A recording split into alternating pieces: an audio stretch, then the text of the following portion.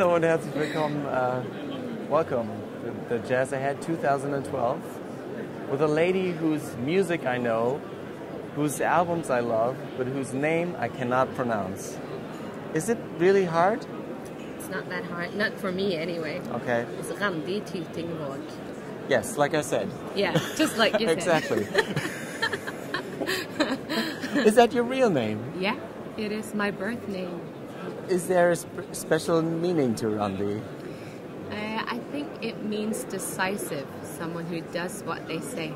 It's an old Viking name. Okay. And Tytingvåg, that's how you would say it in English. In Norwegian, it's Tytingvåg. That's the place my father was born and raised. Okay. So it's on the southwest of the Norwegian coastline. Wow. So, like you said, Tytingvåg, you're used to anything. Randi, Tytingvåg. Randi Tytingvåg or Randi Tytingvåg. I don't Germans really, trying to. Yeah, but actually Germans are very good at the pronunciation and very concerned with getting it correct. So. Yeah, I'm guilty. I know. No, it's fine. So, where does the impatience come in? I mean, you're very decisive from the name, and then the album starts with impatience. Yeah, because when I have decided to do something, I want it to happen now.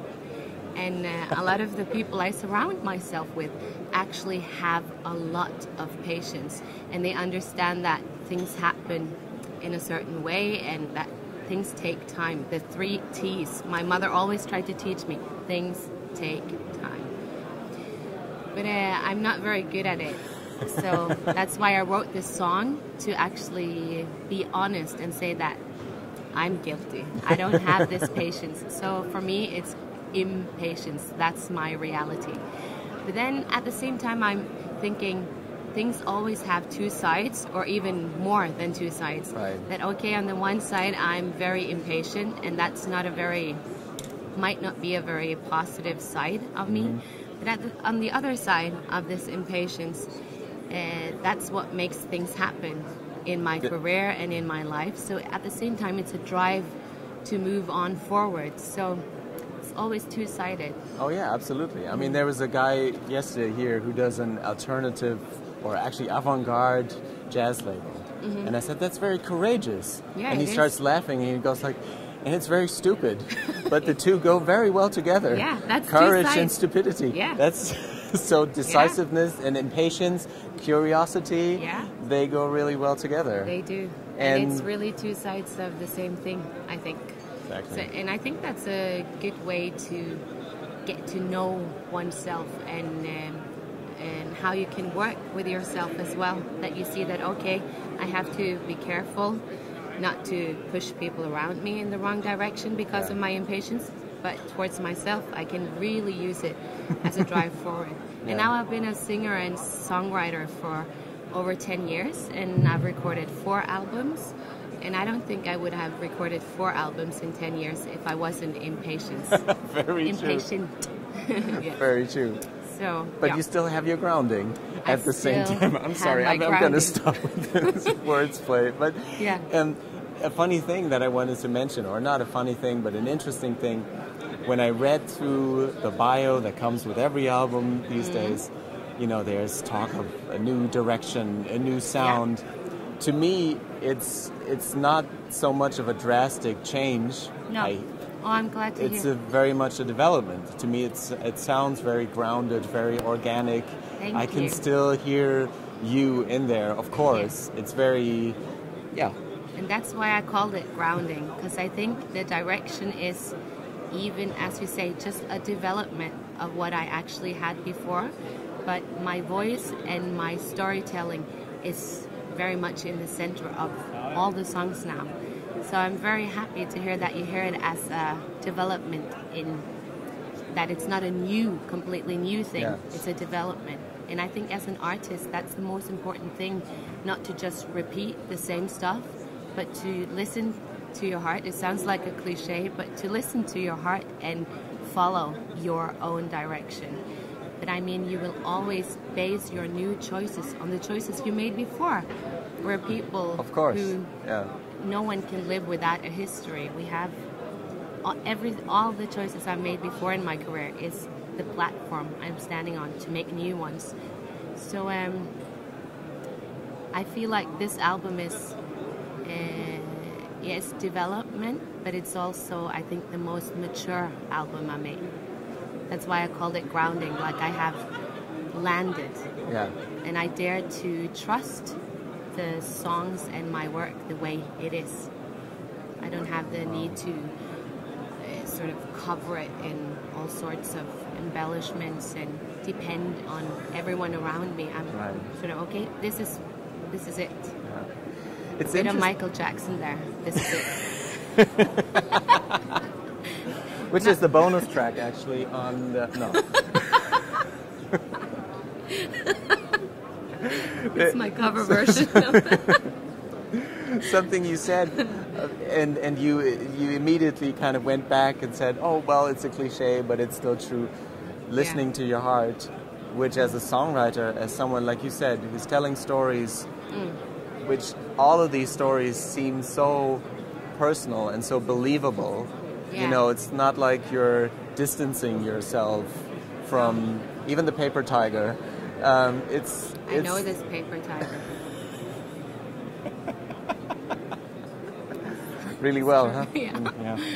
No, it's true. I'm glad to hear that you find my songs to be believable and personal, because that's part of my grounding. I want to be personal and I want to tell my stories. That's why I write songs and lyrics, to be able to tell my own stories. And of course not in a way that forces my stories and personal beliefs on my audience. I want to create a room where they can interpret and find their own way of linking to the content. But at the same time, I'm very concerned with being personal and daring to show who I am. And I think especially the German audience the last few years has really given very positive response on that and seem to be able to relate to what I'm telling. And I think to recognize some elements in someone else's story, that's something that connects us as human beings. So I really believe in that as an important thing of being a human being, that we connect and we're part of a society together. Do you have that people come to you after the concert like, why did you write a song about that? How did you know? Yeah, I do. And the best compliment I've had is after a concert, a woman who was 80 years old, and she said, wow, you're expressing what I've tried to express my entire life. How can you have this? And that I really respect old people and their wisdom and knowledge of life, because I mean they have a much longer history than I have. And I thought, okay, if someone that's 80 years old can listen to my lyrics and my music and think, yes, that's true. Yeah. I am very, very humbled and thankful for that. Mm-hmm. Of course. I mean, it's, like I said, the music sounding so personal and the songs being from coming from your heart, it also makes you very fragile and I don't even know how to, I'm missing the word.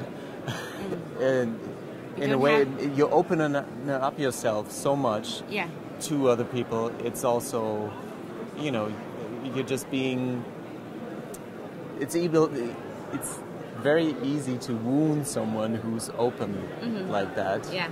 And it's very easy to shut yourself down and just tell other stories and distance yourself from the audience and your own songs. Yes, and do a great show. Yeah. But I'm not. I don't want to create a show. I want to tell real stories and communicate real feelings with the musicians I'm on stage with, but also with my audience. That's my core. That's the most important thing for me. If I one day find that no one really cares what I'm singing about, I think it's time to stop. Does it ever happen that you have a song or a song story that you think is too personal, or that you work on for a little while and go like, No, I don't think I want to go that far. It has happened that I had to change a few lines in order to make more room for the listener.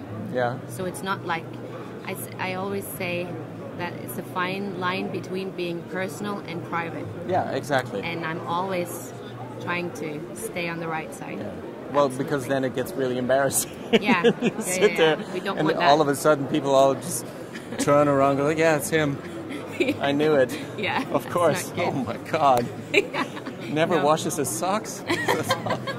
No, we don't want that. It's personal, but not private. That's what I want. You're coming on tour with us, or? Yeah, actually I did. You were on tour. Yeah, I just did a pre-launch tour before Easter. So, and we did some release concerts in Norway, because it was released in March in Norway, and now on the 27th of April it's out in Germany. Sorry. Right. So we did a pre-launch just to test it and see how it went, and we got. How did it work? Did really work out very well, and we got really good reviews, and so now we're working towards festivals and the autumn season in the clubs. So I hope to be on tour in Germany a lot the next year. And there's somebody sitting over there, that's why you're looking over there going like, well, okay, she could help. She can help.